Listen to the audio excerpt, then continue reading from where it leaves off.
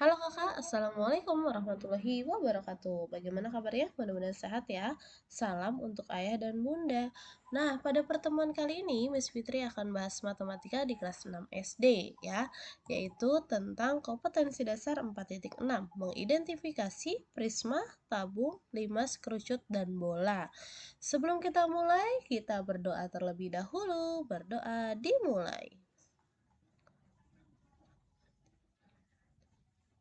Oke, berdoa selesai. Sekarang kita lanjut ya.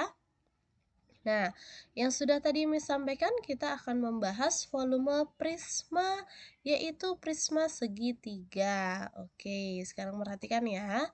Nah, prisma itu termasuk ke dalam salah satu bangun ruang. Nah, bangun ruang itu apa sih? Nah, masih ada yang ingat? Jadi, bangun ruang adalah bangun matematika yang mempunyai isi atau volume. Bangun ruang sering juga disebut dengan bangun tiga dimensi, yaitu karena memiliki tiga komponen utama, yaitu sisi, rusuk, dan titik sudut. Nah, itu adalah pengertian dari bangun ruang. Ya, nah sekarang Miss Fitri akan memberikan contoh beberapa nama bangun ruang prisma. Yang pertama ada prisma segitiga. Nah, kenapa disebut prisma segitiga? Karena memiliki alas dan atap berbentuk segitiga. Kalian bisa lihat ya, alas yang di bawah, atap yang di atas. Nah, kemudian ada prisma segi empat. Nah, alasnya itu yang berbentuk abu-abu ini, yang berwarna abu-abu. Ini adalah alas prisma segi empat. Dan atapnya pun yang bagian atas ya. Kemudian ada prisma segi lima. Nah, alasnya yang berbentuk segi lima berwarna abu-abu dan atapnya pun sama ya, berbentuk segi lima. Kemudian ada prisma segi enam. Nah, pasti alasnya memiliki segi enam atau sudutnya ada 6 atau sisinya ada 6 ya. Atapnya pun juga sama ya. Jadi, untuk penamaan sebuah bangun ruang prisma ini tergantung dari alasnya ya. Nah, sekarang Miss Fitri akan memberikan contoh benda prisma. Nah, tenda ini ya termasuk ke dalam prisma segitiga ya. Karena memiliki alas dan atapnya berbentuk segitiga. Yang mana Miss alasnya? Nah, alasnya kebetulan di sini adalah alasnya ini yang tidak di bawah ya, Kak. Karena untuk prisma ya, alas dan atapnya itu harus sama. Kalau yang di bawah berbentuk persegi panjang. Ya kalau yang di atas, nah di atas ini tidak ada sebuah bangun ya. Maka yang bawah ini bukan termasuk alas ya. Meskipun dia letaknya di bawah ya. Jadi sebenarnya untuk tenda ini alasnya itu adalah bagian depan ini, pintunya ya. Dan atapnya yang bagian belakang. Jadi ini prisma segitiga ya. Kemudian ada prisma segi empat. Di sini contohnya adalah kursi ya. Bawahnya berbentuk segi empat dan atapnya pun sama. Oke. Nah, sekarang ada prisma segi empat. Kalian bisa lihat di sini atap prismanya yang berwarna abu-abu. Yang berwarna biru maksud Miss-nya. Kemudian untuk alasnya berbentuk segi empat juga berwarna abu-abu. Dan untuk sisi tegaknya yaitu persegi panjang ya.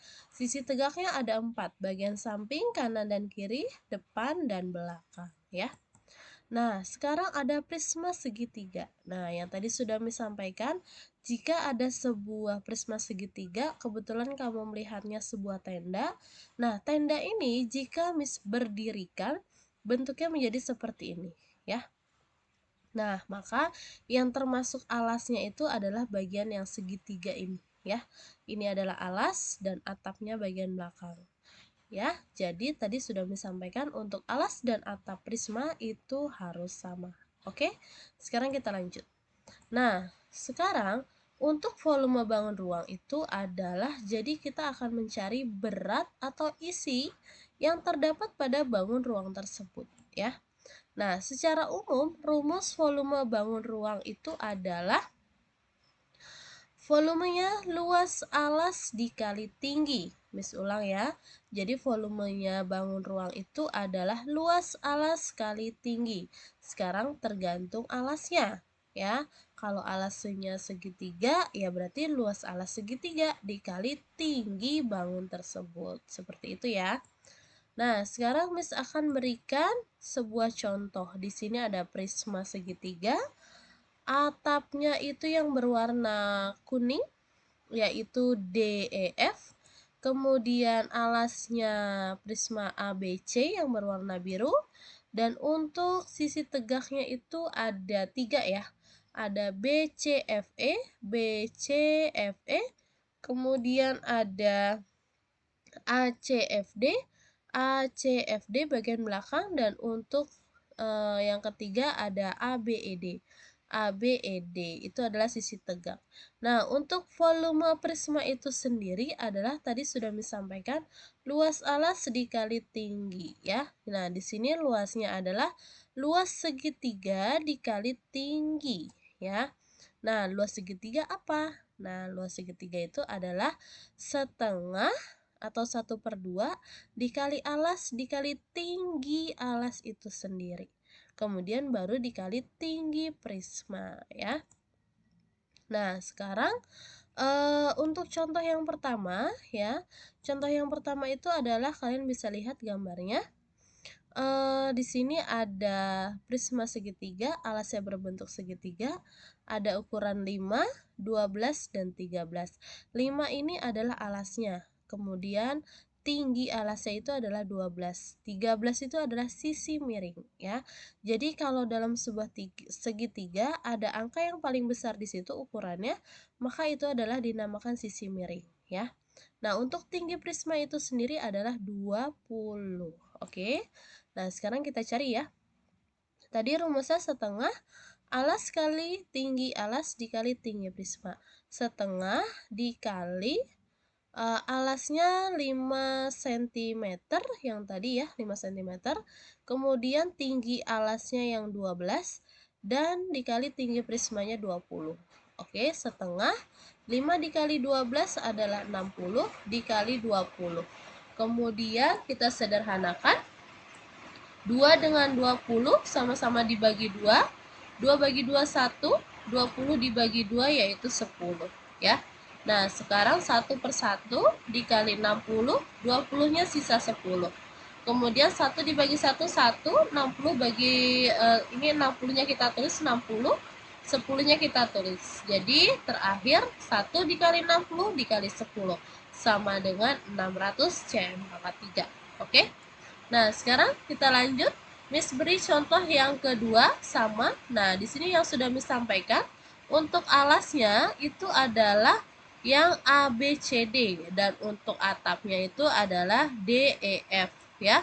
Nah, untuk sisi tegaknya ada 3. Ada BCFE, ada ACFD, dan ABED. Ini adalah sisi tegaknya. Untuk volumenya sendiri itu adalah apa? Tadi luas alas dikali tinggi ya. Alasnya karena segitiga maka luas segitiga dikali tinggi ya.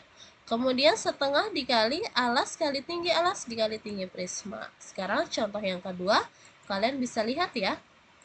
Oke, di sini contohnya yang sudah Miss sampaikan, tulis alasnya itu adalah 6, tinggi alasnya 8, 10 itu adalah sisi miring ya. Dan 12 ini adalah tinggi dari prismanya. Oke, sekarang kita lihat. Tadi rumusnya setengah dikali alas dikali tinggi alas. Alasnya tadi 6, dikali tinggi alasnya yaitu 8, dikali tinggi prisma. Tinggi prismanya adalah 12. Jadi 10 ini tidak kita pakai ya. Nah, kemudian setengah dikali 6 dikali 8, 48, dikali 12. Kemudian kita sederhanakan. 2 dengan 48. Sama-sama dibagi 2. 2 bagi 2, 1. 48 dibagi 2, 24. Ya. Kemudian tinggal 1/1 dikali 24 dikali 12. Ya. 1 dibagi 1, 1. Kemudian dikali 24 dikali 12. Hasilnya adalah 288 cm3. Oke. Bagaimana kakak? Mudah-mudahan kalian bisa memahaminya ya.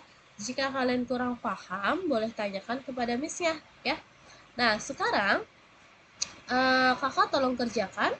Ada 2 buah latihan ya di sini. Tolong kerjakan dengan menggunakan caranya, menggunakan rumusnya ya, seperti biasa. Kemudian kalian kirim ke Google Classroom ya. Oke kakak, terima kasih atas perhatiannya. Miss mohon maaf apabila ada kata-kata yang kurang berkenan. Wassalamualaikum warahmatullahi wabarakatuh. Dadah kakak.